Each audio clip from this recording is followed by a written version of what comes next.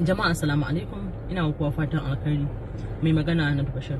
Gaskiya ina son in yi tsokaci ne akan wani abu da ke damuna, ba kuma akan kowa ba, akan Karota. Saboda gaskiya abin da Karota suke a jihar Kano, it getting worst gaskiya kullum.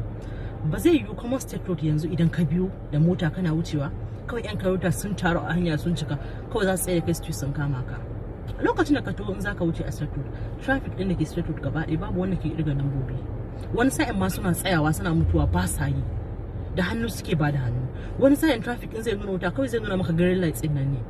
In ka so kana wucewa green lights ka gani bai tsaye da kai ba, za ka ci gaba da tafiya ne ko da motoci a gaban ka, ba za ka san lokacin da zai tsaya ba tunda ba lambobi yake irgawa ba. Amma idan ka dan wuce ka dan shigo, ko da ka zo tsakiya ka kusa fita, idan green lights din ya tsaya sai Karota ya zo shiga gaban ka ya ce ya kama ka for what Karota zai shiga gaban ka ya ce ya kama ka. Inda kana baya ne kafin ka tsallako green light din ya tsaya, kai ma ka san kai laifi in ka shigo dole za a kama ka. Ina ganin rashin adalci da ake wa mutanen da sai ka shigo ka wuto ka zo daf zaka fita green light ya tsaya sai a ce an kama ka. Okay, to dama ana so ka tsaya a baya ne tun kafin green light din ya tsaya da kai? Zaka tsaya a baya ne?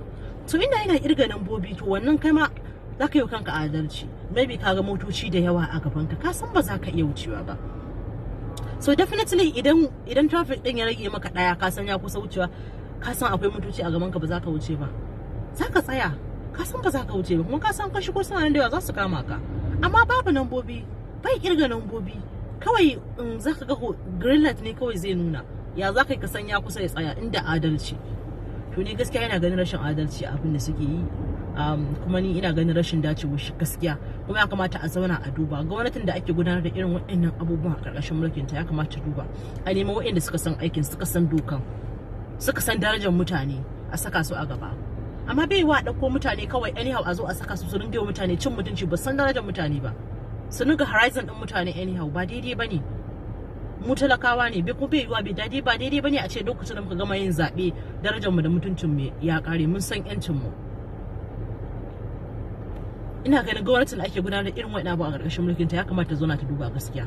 A zauna a duba su waye suka san aikin, su waye suka san dokan, a saka su a gaba.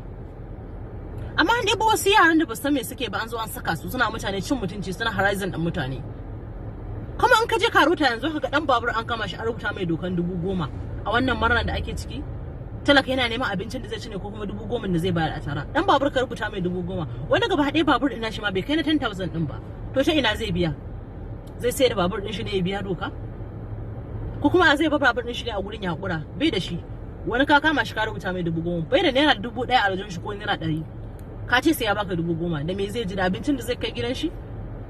Wani ba bai muku komai ba, ko saurayi ne in yi saka earpiece a kunne kawai Karota zai tsaye da shi ya ce ya kama shi, ya mai laifi, ya mai ba daidai ba, kawai ka kai shi office ka rubuta 5,000 10,000, ina za a samu kuɗin a bayar? Sata muke yi? Ai ba sata muke yi ba. Gaskiya kamata a duba, ba wai muka yi zaɓe shi kenan darajar mu da mutuncin mu ya ƙare ba. Gaskiya mun san yancin mu, ya kamata a duba abin da Karota suke. Gaskiya gwamnatin da ake wannan amurkin ta duba, a san yadda za a gyara situation din. Gaskiya a nemi waɗanda suka san mutuncin mutane, suka san dokan, a saka su a gaba su dinga yi. Mu duk ba wai ba za mu bi doka bane, mu ƴan ƙasa ne na gari, muna son kuma bi doka a duk inda aka kawo ta, kuma muna kokarin kiyayewa. Amma mu a nemi waɗanda za su tsaya a gaba, wanda za su yi mana adalci, ba waɗanda ba su san aiki ba, su san darajar mutane ba, a dinga kawo su zana ciwo mutane mutunci duk yadda suka ga dama. Ba daidai bane gaskiya.